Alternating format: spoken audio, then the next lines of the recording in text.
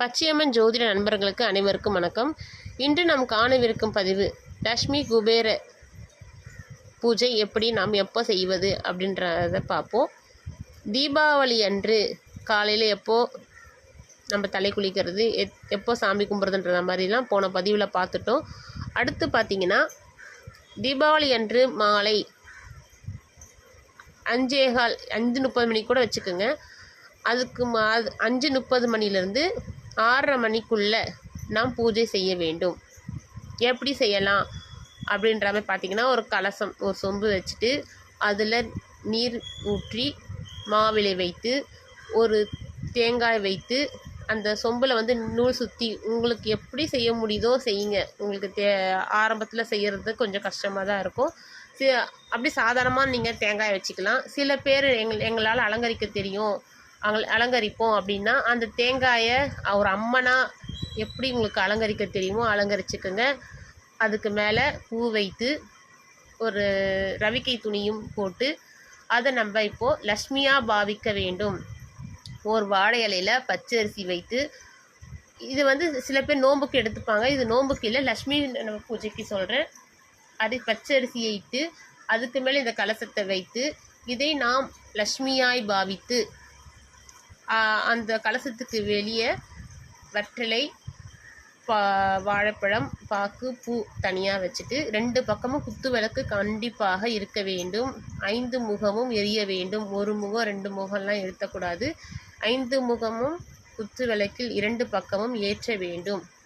ஒரு இனிப்பு பலகாரம் செய்து, ஒரு பாயாசமோ எங்களுக்கு சக்தி இல்லை, ஒரு கேசரி செஞ்சுருக்கோம் அப்படின்னாலும் செஞ்சுக்கோங்க. எங்களால் செய்ய முடியும் அப்படின்னா உங்களுக்கு என்னென்ன செய்யணுமோ அவங்கவுங்க பழக்கப்படி செஞ்சு வணங்கிட்டு, என்ன மந்திரம் சொல்லணும்னா 108 தடவை, உங்களுக்கு மந்திரம் தெரியலனா கூட ஸ்ரீ லக்ஷ்மி அம்மனே போற்றி, குபேர லக்ஷ்மியே போற்றி அப்படின்ற மந்திரத்தை 108 தடவை ஒரு பூவை எடுத்து அல்லது ஒரு குங்குமத்தை வைத்து கூட அந்த கலசத்துக்கு முன்னாடி ஒரு வெற்றிலை வைத்து அந்த குங்குமத்தை நீங்கள் போடலாம்.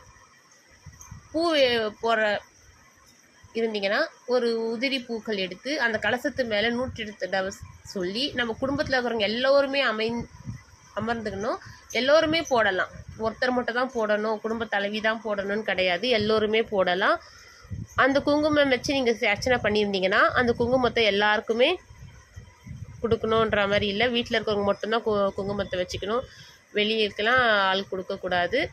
நீங்கள் வணங்கி விட்டு தினைக்குமே நீங்கள் எங்கெங்கே முக்கியமான இடத்துக்கு ஒரு பண விஷயமா போகிறீங்களோ அந்த குங்குமத்தை வச்சுட்டு போனீங்கன்னா அந்த போகிற விஷயம் வெற்றிகரமாக முடியும்.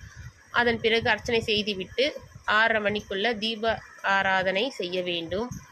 ஒரு 5 பேருக்கு ஒரு ப்ளவுஸ் பிட்டு வச்சு வளையலும் மஞ்சள் குங்குமம் வைத்து உங்களால் முடிஞ்ச பேருக்கு வீட்டுக்கு அழைத்து அவங்களுக்கு கொடுத்தீங்கன்னா இன்னும் சிறப்பாக இருப்பீங்க.